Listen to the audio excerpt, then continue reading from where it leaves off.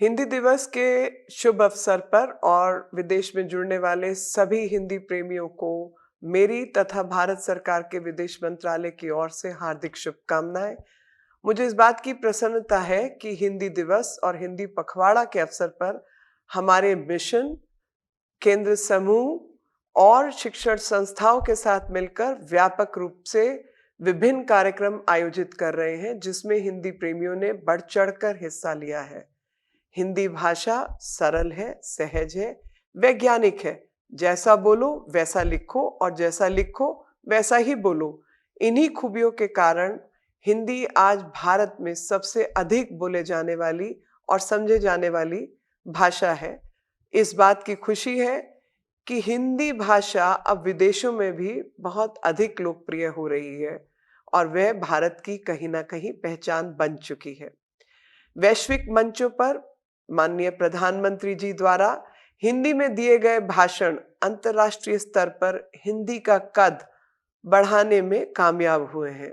उनके शब्द देश विदेश के हिंदी प्रेमियों के लिए प्रेरणा के स्रोत हैं और साथ ही युवा पीढ़ी भी अब बढ़ चढ़कर हिंदी बोलने में काफी दिलचस्पी ले रही है।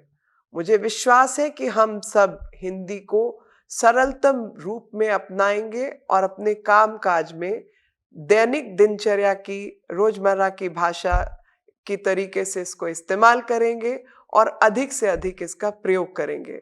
भारत सरकार की राजभाषा नीति का आधार सद्भावना, प्रेरणा और प्रोत्साहन है। यही कारण है कि हमें इसी राज संबंधी होने के कारण अनुदेशों एवं आदेशों का पालन तत्परता तथा ईमानदारी के साथ किया जाना चाहिए, क्योंकि यह हमारा संवैधानिक कर्तव्य भी है।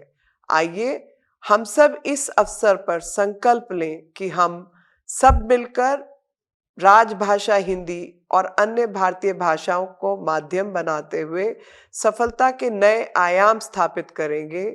एक शिक्षित, सुदृढ़ और विकासशील से हटकर विकसित देश बनाने का प्रयास करेंगे।